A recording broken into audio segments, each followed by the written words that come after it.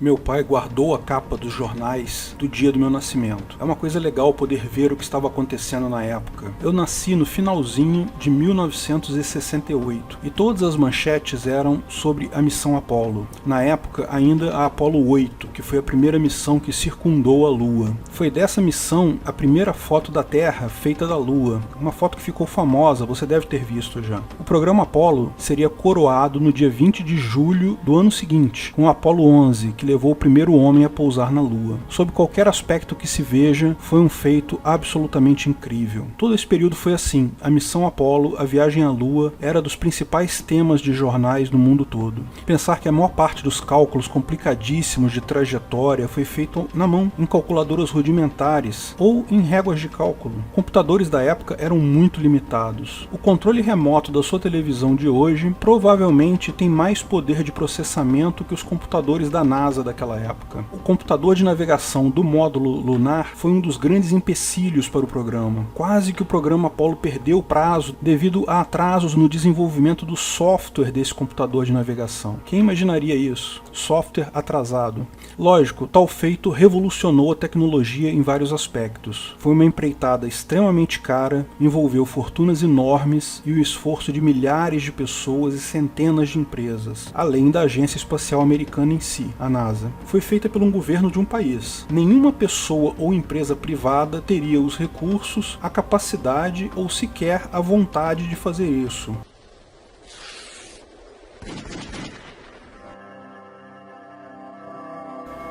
Isso significa que, no anarcocapitalismo, jamais teríamos ido à Lua? Sim, com certeza, jamais teríamos ido à Lua. O anarcocapitalismo requer informação barata e abundante para ser economicamente viável, e tal coisa não existia na época. Só estamos chegando nesse ponto agora. De fato, se vivêssemos no Ancapistan na década de 1960, definitivamente não teríamos ido à Lua. Mas tenha em mente que, embora a missão Apollo tenha sido fantástica, os lucros e resultados trazidos por ela são altamente questionáveis. Todo o programa espacial americano foi um produto da Guerra Fria, em que uma das principais disputas dos Estados Unidos contra a União Soviética era ideológica, sobre qual seria a melhor organização social. A União Soviética tentava convencer outros países que o comunismo era a melhor organização social, e os Estados Unidos tentavam provar que o capitalismo, o livre mercado, é muito melhor. Nessa época, Mises já havia provado, no livro Ação Humana, a impossibilidade do cálculo econômico. Já havia explicado que a ruína econômica da União Soviética era questão de tempo, mas para a maior parte da população não havia tal certeza. Pelo contrário, as informações que chegavam aqui no Brasil e na maior parte dos países do mundo sobre a União Soviética era que o comunismo estava funcionando a pleno vapor. Todas as pessoas eram felizes e produtivas, tinham saúde, educação, igual naqueles livros do MEC, igual também as notícias sobre a saúde pública de Cuba hoje em dia, que a gente lê de vez em quando. Semana sim, semana não, os cubanos curam um tipo de câncer novo. Ninguém tem acesso aos estudos, ninguém vê os dados, ninguém consegue reproduzir a cura, mas a notícia aparece invariavelmente. Comunistas podem ser terríveis em economia, mas sempre tiveram uma mão boa para propaganda. E esse era um dos principais frontes da Guerra Fria. Como os soviéticos haviam colocado o primeiro ser humano em órbita na Terra, outro feito também extraordinário, os americanos não poderiam ficar atrás. Isso seria uma tragédia para a guerra ideológica. Mostraria que o comunismo é mais capaz que o capitalismo. John F. Kennedy, então, prometeu, num discurso histórico, colocar um homem na Lua antes do final da década de 60. Conseguiram isso, e ganharam o fronte ideológico da Guerra Fria, o que foi desnecessário, posto que 20 anos depois, a União Soviética já havia ruído economicamente completamente, exatamente como havia previsto o Mises, e o fracasso do comunismo ficou claro para todo mundo com a queda do Muro de Berlim. No anarcocapitalismo, mesmo considerando que houvesse tecnologia e dinheiro para empreitada, uma pessoa ou uma empresa só faria isso se tivesse lucro no final, ou seja, se algo de bom para a humanidade pudesse resultar dessa empreitada. Havia possibilidade de lucro nessa empreitada? Muito pouco provável. Já se sabia que a composição da superfície da Lua não tinha nenhum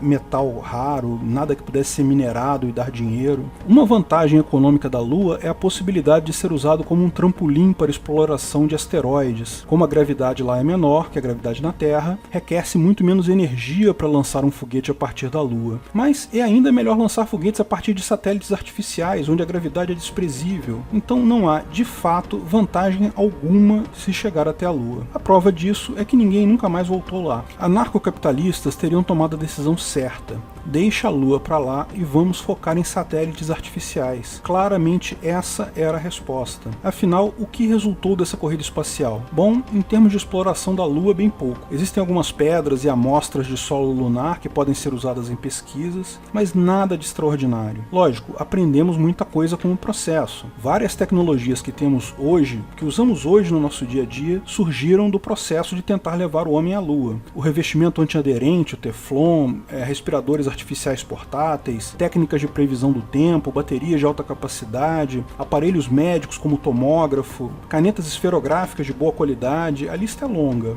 Mas há uma falha básica nesse argumento. Se a vantagem do processo eram essas tecnologias, por que não investir apenas nessas tecnologias, deixando para lá esse negócio de colocar o homem na Lua? Não teria sido melhor? Não teria sobrado mais dinheiro? Talvez mais coisas pudessem ter sido inventadas? Vários desses casos, inclusive, eram coisas que já existiam antes e que foram melhoradas no processo. Pode-se imaginar que a melhoria seria a decorrência natural do livre mercado atuando em mais alguns anos. Me parece que houve desperdício de tempo e dinheiro, justamente porque a decisão foi tomada por um governo e não pelo livre mercado. Hoje em dia, existe o mercado de colocação de satélites em órbita. Esse mercado é disputado por empresas de vários tamanhos, a maior parte delas estatais, é fato, mas já surgem várias empresas privadas nesse mercado. A SpaceX é só uma delas, mas já apresenta mecanismos muito mais eficientes, desenvolvidos em poucos anos, do que os que a NASA conseguiu desenvolver ao longo de vários anos, desde a missão Apollo. E isso tudo voltado para algo que efetivamente gera benefícios para todos, que são os satélites artificiais. Existe até um caso curioso da caneta usada na corrida espacial. Reza a lenda que os americanos descobriram que canetas esferográficas normais não funcionam sem gravidade. A tinta ela escorre para a ponta pela gravidade, então elas não funcionam no espaço. O que eles fizeram? Encomendaram o desenvolvimento de uma caneta especial, pressurizada, que escreve em qualquer posição e não requer gravidade. Gastaram-se milhões de dólares no desenvolvimento da caneta espacial.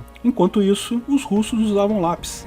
Simples, né? Eu me lembro ouvir essa história na época da faculdade de engenharia que eu fiz numa universidade federal brasileira. Onde mais iríamos ouvir histórias sobre a superioridade russa, não é mesmo? Anos depois, pesquisando na internet, descobri que a história não foi bem essa, não. No início da corrida espacial, tanto russos quanto americanos usavam lápis. É a escolha óbvia. O problema é que a grafite do lápis gera pequenos resíduos de carbono quando você escreve. Aqui na Terra isso não é problema porque o pozinho cai no chão. No espaço, esse pó de carbono fica flutuando na cápsula. E lembre-se, carbono é condutor de energia elétrica. Uma partícula dessa que caia num circuito elétrico dá curto-circuito, incêndio, lá se foi seu módulo lunar. A NASA não pagou pelo desenvolvimento da caneta. Uma empresa particular investiu uma grana do próprio bolso para desenvolver a caneta antigravidade e vendeu cerca de 2.000 unidades para a NASA, por um preço um pouco acima do valor de uma caneta normal do mercado. A empresa teve lucro porque vendeu também os seus produtos no mercado. Era uma boa caneta, e ainda tinha propaganda de que era a caneta usada pela NASA. Mas e os russos? Se eles não usavam lápis, como é que eles resolveram a questão então? Isso só foi descoberto muitos anos após a queda do Muro de Berlim, porque obviamente era um segredo militar. Sabe como eles faziam? Eles compravam as canetas no mercado americano, as exatas mesmas canetas. A conquista da Lua foi um feito absolutamente impressionante, mas eu tenho minhas dúvidas se foi a melhor decisão para aquela época.